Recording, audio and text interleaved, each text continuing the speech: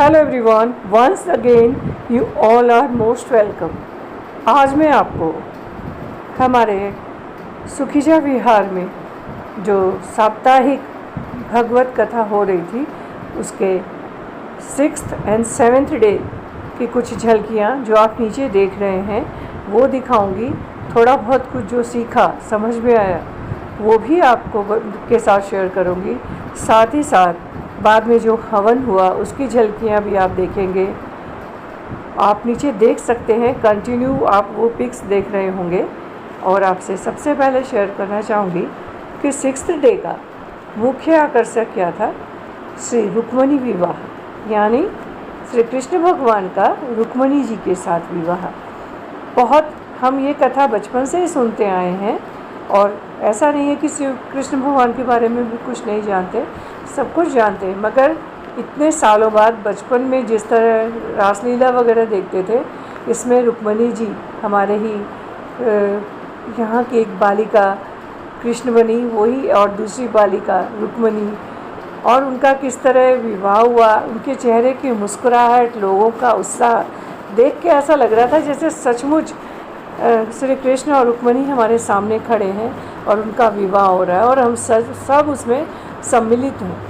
हर माँ बहन जो बेटियाँ बैठी थी, जिस तरह रुक्मणी जी के जाके हल्दी लगा रही हैं, फिर उन्हें अपने गिफ्ट दे रही हैं, साड़ी, कन्यादान, ऐसा लग रहा था सचमुच विवाह हो रहा है। इतना उत्साह, और पेंडल को भी इतने सुंदर ढंग से सजाया, बहुत ही अच्छा लग रहा था।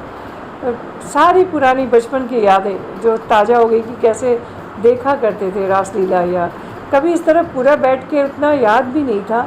सामने पूरा भागवत कथा में इस तरह पूरा प्रसंग सुनना कि कृष्ण भगवान के, हम लोग जानते हैं कि भाई उनके कितनी हजारों रानियाँ, 8 रानियाँ उनकी पटरानियाँ हैं।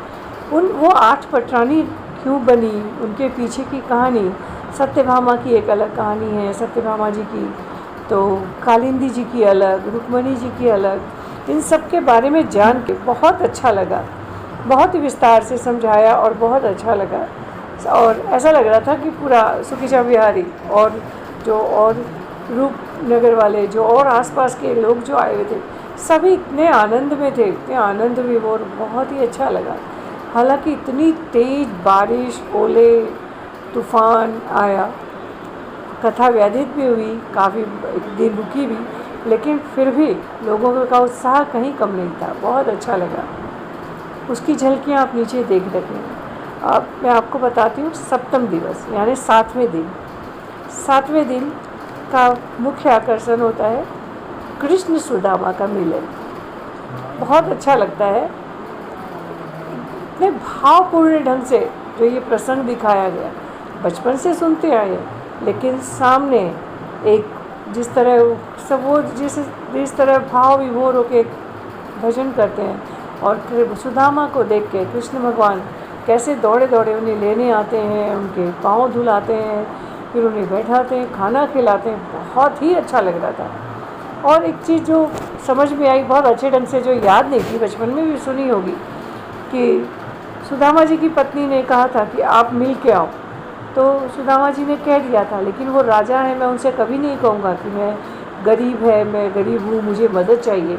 तो पत्नी ने कहा नहीं, आपको कुछ कहने की ज़रूरत नहीं। और बोले ना, मैं खाली आ जाऊँगा। बोले नहीं, आप खाली हाथ मत जाइए, मैं आपको कुछ मुट्ठी चावल दे दूँगी। सुदामा शुरू से ही गरीब थे, तो वो 5 घरों से ही सिर्फ भिक्षा लेते थे, तो उन 5 घरों से उन्हें जो भी चावल मिलते थे उसी से उनका गुजारा था। उनकी पत्नी ने उन्हीं 5 घरों से जो चावल दिए थे, सबकी एक एक मुट्ठी एक अपनी साड़ी का आंचल में फाड़ के बांध दी। उसके पीछे उद्देश्य ये था कि जैसे ही सुदामा कृष्ण भगवान को, ये तो बोलेंगे नहीं कि मदद चाहिए, कृष्ण को ये भेंट देंगे चावल और वो खोलेंगे खाने के लिए, तो वो समझ जाएंगे। क्योंकि आप देखिएगा, हम लोग हमारे हर घरों के चावल के क्वालिटी में थोड़ा अंतर होता ही है। कोई बासमती खाता है, तो कोई गोविंद भोग, तो कोई नॉर्मल, कोई छोटे चावल, कोई बड़े, और कईयों के चावल कुछ कभी टूटे हुए। एक समान जैसे चावल सब घरों के नहीं होते। तो उनका उद्देश्य यही था कि इस पोटली को देखते ही कृष्ण स्वयं ही समझ जाएंगे कि एक तो पुराना कपड़े में है और उसमें चावल भी अलग अलग भिन्न भिन्न तरह के मिले हुए हैं। और वैसा ही हुआ। जैसे कृष्ण ने देखा, लेकिन कृष्ण जी का बड़प्पन, वो जब देखा कि सुदामा नहीं चाहते, ना मदद मांग रहे, तो उन्होंने सुदामा जी की मदद की भी नहीं। बहुत अच्छे ढंग से उन्होंने बताया कि सुदामा जी मन में भी सोचे कि देखो मैंने मांगा नहीं थी, लेकिन इसने राजा है, इतना कुछ अब जाने तक लग गया। मैंने ऐसे ही कहा अच्छा मैं जाता हूँ, तो बोलता हाँ जाओ। ये भी नहीं कहता 1-2 दिन और रुक जाओ, गेट तक चले गए तो अचानक कृष्ण भगवान कहते हैं सुदामा मित्र। बोला हाँ। बोला नहीं, तुम्हारी तो जो धोती गीली हो गई थी वो मैंने धुलवा दी है, वो सूख गई है, मेरे पीताम्बर वाले वस्त्र खोल दो और अपनी धोती पहन लो। और बहुत हंस आया कि जैसे कहने करते कि भाई मदद नहीं चाहते तो सचमुच उन्होंने मदद नहीं की। ये भी नहीं कि नए वस्त्र भी पहनो, क्योंकि उन्होंने मदद मांगी नहीं थी। और लेकिन जब अपने घर पहुँचे तो पत्नी ने चूँकि आशा जाहिर की थी, पत्नी ने दिल से चाहती थी वो उनकी मदद करें, उन्हें एक हिंट भी दिया था कि चावल अलग अलग तरह के, हमारी अवस्था सही नहीं, तो उनकी मदद की कि महल वहल सब हो गया। बहुत अच्छे ढंग से ये प्रसंग दिखाया, बहुत कुछ सीखने को मिलता है, बहुत अच्छा लगा। ये तो हुआ। उसके बाद और जो बहुत सी चीज़ें, एक चीज़ शायद मैंने लास्ट वीडियो में की होगी शेयर, या याद नहीं है, कि हम लोग अक्सर ये ज़रूर सोचते हैं सात ही दिन क्यों सुनते हैं, माने क्या महत्व है कि इससे हम 7 दिन सब सुनने का, कि पूरी भागवत 7 दिन सुनो।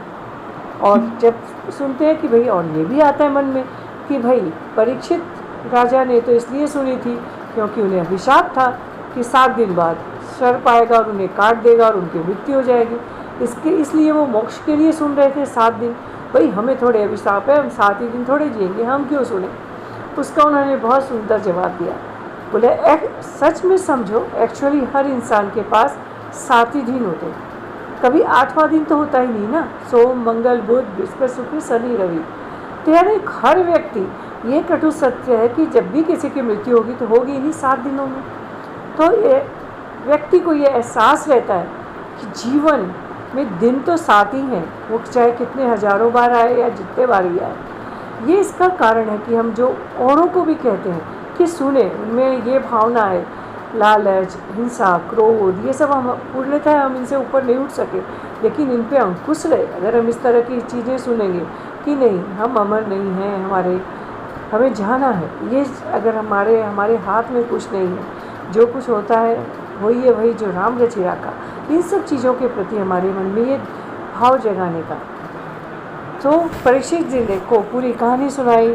फिर इसके बाद उन्होंने कृष्ण भगवान के जीवन का पूरा प्रसंग, जो हम अधिकतर जानते हैं कि कृष्ण लीला करते थे, फिर उनको किस तरह उन्होंने अपने पुत्रों से कहा कि भाई कभी तुम ये मत सोचो कि तुम कृष्ण के बेटे हो, और अहंकार में कभी कुछ अन्याय मत कर देना, सज़ा मिलेगी।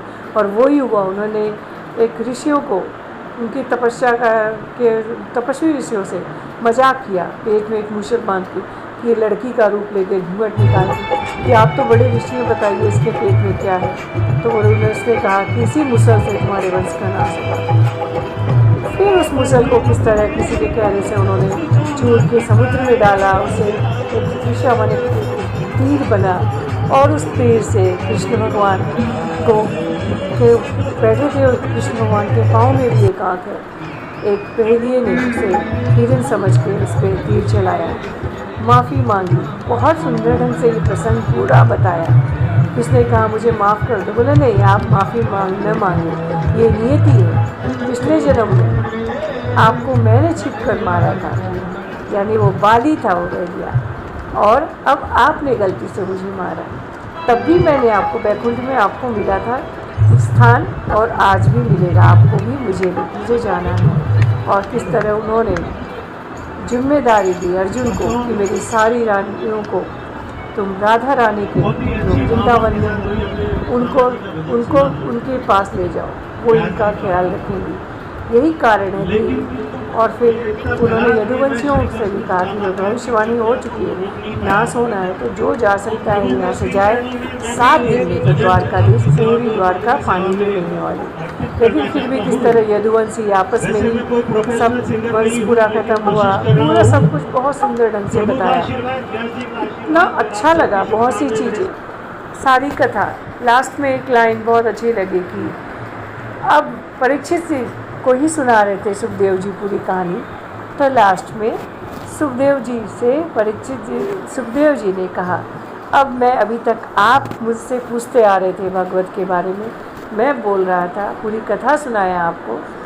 सुखदेव जी ने कहा, अब परीक्षित जी मैं आपसे एक प्रश्न पूछता हूँ, आप जवाब दो। बोले क्या? बोले अब 7 दिन हो गए हैं, क्या आपको अभी भी डर लग रहा है मरने से? तो परीक्षित जी ने हंस के कहा, मैं हूँ ही कहाँ, मेरा जन्म ही कहाँ हुआ। यानी एक लाइन में सब कुछ कह दिया कि हम इंसानों को समझ में आ जाता है कि भाई आत्मा अमर है, हम ये शरीर बदलते हैं, तो मरने से डरना क्या। मैंने इस तरह एक बहुत सुंदर भाव बहुत ही अच्छे लगे। और सबसे अच्छी जो चीज़ लगेगी लोगों में, यहाँ एक तो वेदर इतना ख़राब था 2 दिन, उसके बावजूद सब लोगों में जो एक दूसरे में जो वहाँ पंडित हैं उनके प्रति उन जो सेवा भाव देखी कि रात को भी कोई कंबल की व्यवस्था कर रहा है, तो कोई उनको किसी ने अपनी खाली भी ला दी कि वहाँ वो सो सके, कोई चाय ला रहा है, कोई कुछ कर रहा है, जितना सहयोग जो कर सकता था, कोई लाइट दे रहा है, किसी ने अपनी जगह दी जहाँ पूजा हो सके। एक धार्मिक जो प्रवृत्ति लोगों में देखी और अपनापन, बहुत कुछ सीखने को मिला। कथा से जितना सीखे उससे ज़्यादा मैं कह सकती हूँ, उतने से कम नहीं कहूँगी कि लोगों में जो अपनापन, धर्म की भावना, और लोगों में जो देखिए कि अहंकार नहीं है, कहीं भी कोई बोल नहीं रहा है मैं ये कर रहा हूँ, एक मैं भावना से परे होकर जब लोगों ने एक निस्वार्थ भाव से किया, वो मुझे बहुत अच्छा लगा। उसके बाद आप नीचे देख रहे होंगे कि जब सप्तम दिवस की कथा हो जाती है तो उसके दूसरे दिन होम करवाते हैं। तो जैसा मैंने कहा था ये सामूहिक है, कोई एक जजमान नहीं है, तो होम के दिन भी एक जजमान और उसके अलावा जितने लोग भी चाहते थे सभी होम में बैठे थे। उस पर भी इतनी आंधी तूफान होने के बाद टेंट हट गया था, उसको वापस व्यवस्थित करना, पूरी व्यवस्था बैठाना, और इतने प्यार से, फिर इतनी तेज़ धूप थी, सब होम पूजा किए, उसकी भी झलकियाँ आप देख रहे हैं। बहुत ही अच्छा लगा अपना अपन। फिर सबने होम के बाद आरती किए, भगवत कथा जो है उनको व्यास जी को उन सबका टीका जो भेंट दे के उन्हें विदा करना। फिर पूरा भंडारा तो सोच भी नहीं सकती, मैंने तो नहीं देखा इतना बड़ा भंडारा, सोचा भी नहीं था, क्योंकि अभी एक कह सकती हूँ उन सभी में मैं भी एक थी। अंदाज़ लगाया है, और जहाँ तक श्योर से ज़्यादा ही हुए होंगे, 2000 से अधिक लोगों ने इस भंडारे में भोजन किया है। और ये जो पूरा ऑर्गेनाइज हुआ है, सुखीजा विहार के तो लोग थे ही, साथ में रामपुरा सिटी के लोगों ने ज्वाइन किया। किसी ने अपनी कहा कि लाइट फ्री में दी है, तो किसी ने कुछ बहुत, और इतने प्रेम भाव से जो खाना खिला रहे थे, और प्रसाद तो ऐसे भी बहुत अच्छा टेस्टी होता है, और सचमुच बहुत अच्छा बना।